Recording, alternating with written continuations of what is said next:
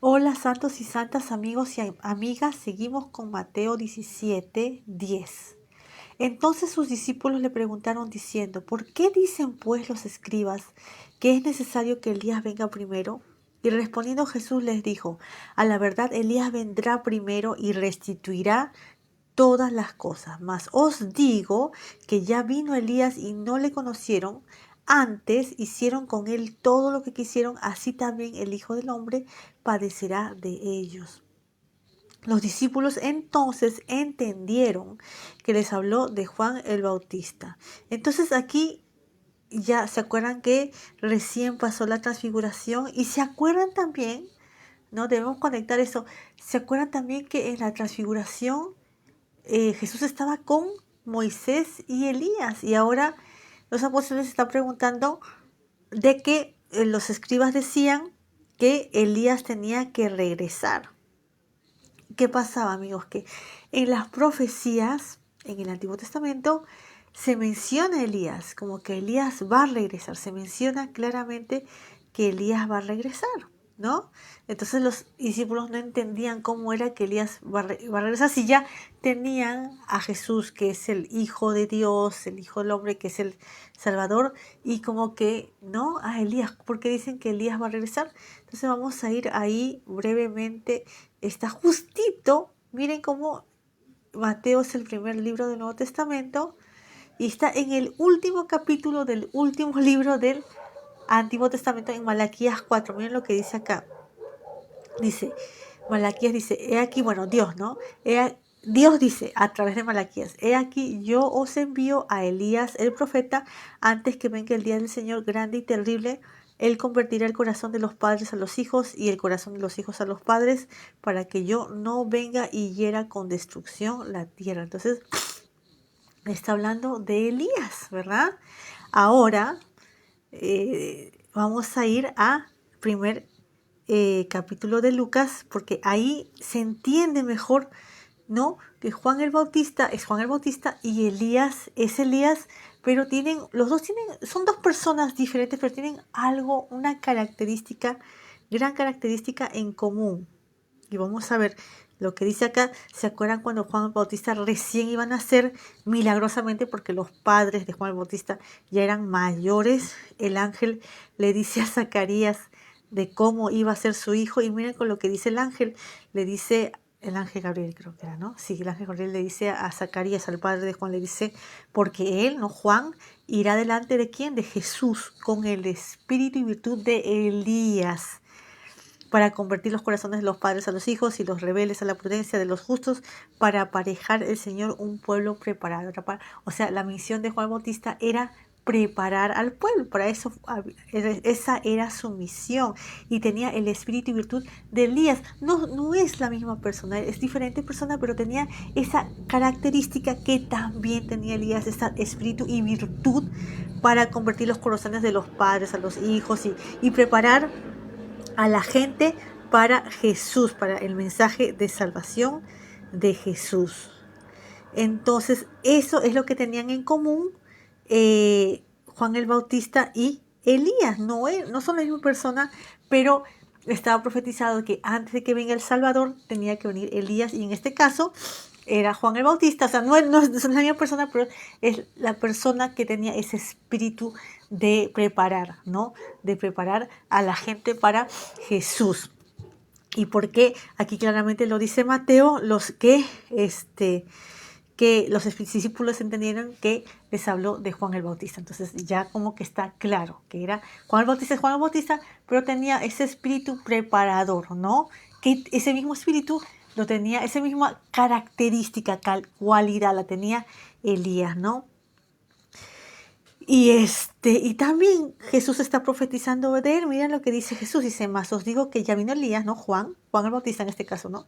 Y no le conocieron, o sea, no lo aceptaron, no lo reconocieron, ¿no? Lo rechazaron. O sea, la gente la mayoría de la gente sí lo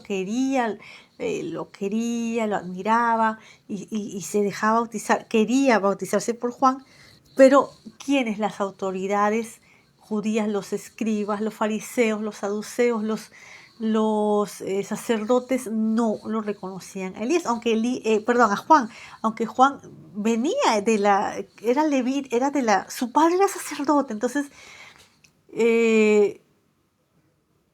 Juan era de la clase de los sacerdotes, o sea, todos los sacerdotes eran descendientes de Aarón, entonces era hijo de un sacerdote, pero por alguna razón, por su propia conveniencia, los sacerdotes no reconocían el mensaje de preparación que tenía Juan el Bautista, ¿no? Y que está diciendo Jesús que así también el Hijo del Hombre, o sea, el Hijo del Hombre es Jesús, padecerá de ellos, padecerá de las autoridades. Más os digo que no le conocía antes, sino con él todo lo que quisieron las autoridades, ¿no? Estas autoridades van a arrestar a Jesús y van a crucificarlo y van a culparlo de muchas cosas totalmente falsas. Jesús es perfecto, totalmente inocente, libre de toda culpa, ¿no? Bueno, entonces los discípulos entendieron que era Juan el Bautista. Entonces, justo cuando están hablando, llegaron a la multitud, vino un hombre hincándose de rodillas, se arrodilló este hombre desesperado diciendo: Señor, ten misericordia de mi hijo, que es lunático, padece malamente porque muchas veces cae en el fuego y muchos en el agua, y lo he presentado a tus discípulos y no le han podido sanar. Entonces, ¿qué pasa? Los discípulos también Jesús les había dado el poder, la potestad de curar, de sacar demonios y de curar. Pero los discípulos no pudieron curar a este niño que tenía un espíritu malo. Ahora, todos los espíritus malos son malos, obviamente todos, pero este era peor, era particularmente peor y más malo que los malos, ¿no? Que los otros espíritus. Entonces Jesús dijo: oh generación infiel y torcida. ¿Qué quiere decir infiel? Y lo va a explicar más adelante Jesús: falta de fe, ¿no? ¿Hasta cuándo he de estar con vosotros? ¿Hasta cuándo os he de sufrir? Traédmelo acá.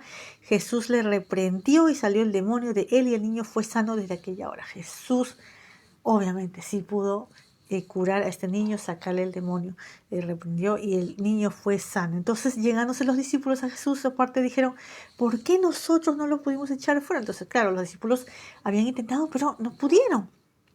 Jesús le dijo: por vuestra infidelidad, porque de cierto os digo que si tuviereis fe como un grano de mostaza, diréis a este monte: pásate de aquí allá, y se pasará, y nada os será imposible. O sea que lo que quiere decir Jesús es que si nuestra fe es tan chiquita, aún chiquita, o sea, como diciendo, como que los discípulos no tenían fe, o su fe era débil, no sé, pero teniendo una pequeñita, una fe del tamaño muy, muy pequeñito, ellos podrán hacer grandes cosas, ¿no?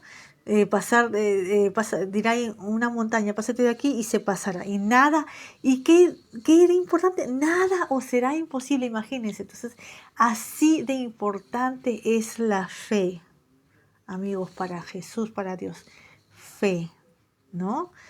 Fe en las cosas, en lo correcto, que en este caso es Jesús. Jesús, fe en Dios, fe, ¿verdad? Mas este linaje, ahora Jesús aclara, mas este linaje de demonios no sale sino por oración y ayuno. Porque claro, así como hay una jerarquía, amigos, de ángeles, y vieron que antes de que Dios creara a Adán y Eva, hubo una rebelión del diablo, Satanás, y se rebeló con un tercio de los ángeles. Los ángeles tienen todo una jerarquía, un orden.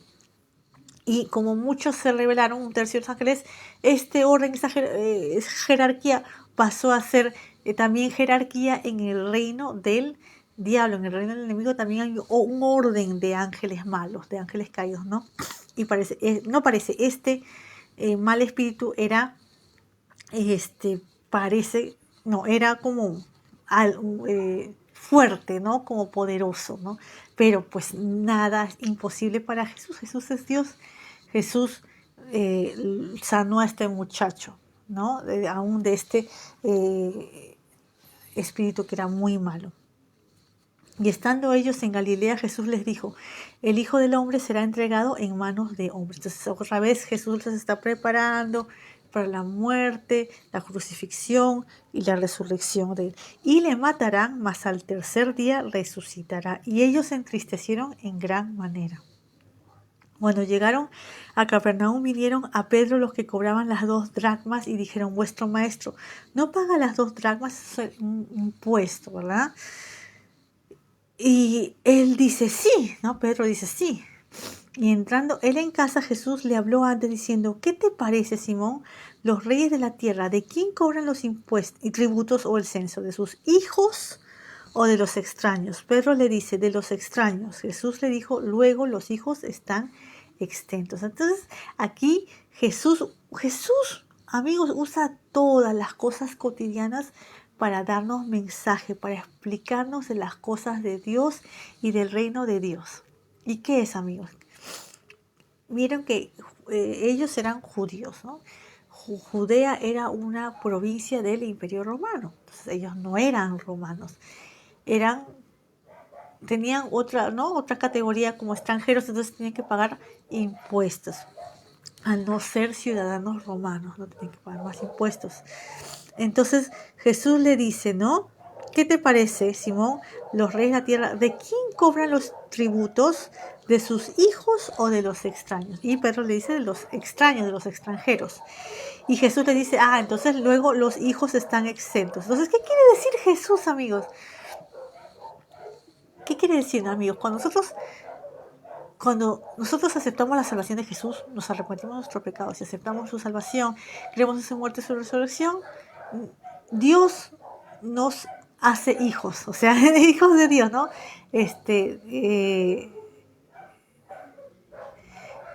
Jesús nos da la potestad de ser hijos de Dios. Está en el Evangelio de Juan. Voy a ir ahí brevemente porque esto es importante.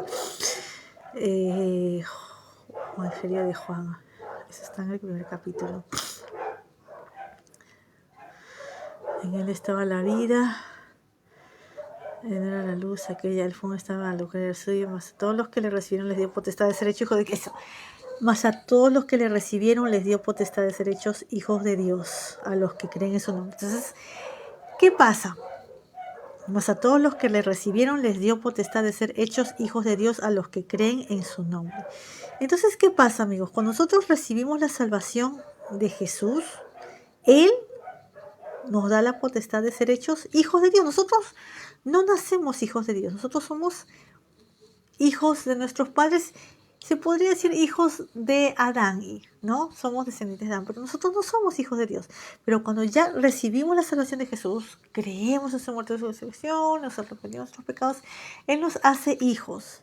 Y como somos hijos de Dios, no tenemos que pagar, no tenemos que pagar por nuestros pecados. ¿Entienden? O sea, todos somos pecadores. Pero Él, al recibir la salvación de Jesús, Él con su sacrificio en la cruz, con su sangre, nos limpia de todo, nos limpia, borra nuestros pecados, los borra completamente. Y como somos limpios y Jesús nos da su justicia, nos viste de su justicia, entonces somos hijos de Dios y somos salvos, completamente salvos. En cambio, amigos, si nosotros rechazamos la salvación de Jesús, rechazamos su salvación, rechazamos su sacrificio, rechazamos su muerte, rechazamos su resurrección, no nos arrepentimos de nuestros pecados, entonces, ¿qué va a pasar, amigos? No somos hijos de Dios. ¿Y qué pasa con los que no son hijos? Son extranjeros, son extraños y tienen que pagar por sus pecados. ¿Entienden? Eso es lo que está diciendo Jesús. Lo que me parece que está diciendo, que los hijos están exentos de pagar, pero los extraños, los que no son hijos, sí tienen que pagar, ¿entienden? Entonces, amigos, no esperemos. Si ya han recibido la salvación de Jesús, bien, seamos fieles. Pidámosle a Dios que siempre nos ayude a obedecerle, amarle, sobre todas las cosas, ser fiel. Pero si no hemos recibido salvación, no esperen. Crean en su muerte y su resurrección, arrepiéntanse de todos sus pecados sinceramente, con mucha sinceridad. No puede ser una cosa a medias, no puede ser a medias, no. me arrepiento de esto y no del otro, no. Uno tiene que arrepentirse de todos sus pecados, confesarle todo a Dios, confesar a Dios todo y ser sincero con Dios. Y Él salva, nos da el Espíritu Santo, nos salva, nos sella con el Espíritu Santo y somos salvos. Y claro, debemos entregar nuestra vida a Él todos los días, no solamente los domingos o los sábados, todos los días. Amar a Dios, obedecerle, servirle, alimentarnos de su palabra, ¿no? Entonces seguimos leyendo. Sin embargo, dice Jesús, para que no los ofendamos, porque tenían que pagar el impuesto, ¿verdad? Y Jesús, muy respetuoso, ¿verdad? Respetuoso de cómo era la ley. Para que no los ofendamos, ve al mar y echa el anzuelo, y el primer pez que viniere, tómalo, y abierta su boca hallarás un estátero, tómalo y hácelo por mí y por ti. Ellos tenían que pagar 2 dracmas por persona de los impuestos, 2 dracmas para Pedro, 2 dracmas para Jesús. Un estátero era una moneda que valía 4 dracmas. Entonces el pez tenía un estátero, entonces ahí ya estaban pagos los impuestos de Jesús y de Pedro. Nos quedamos ahí, seguimos mañana. Chao. Uy, ¿dónde está?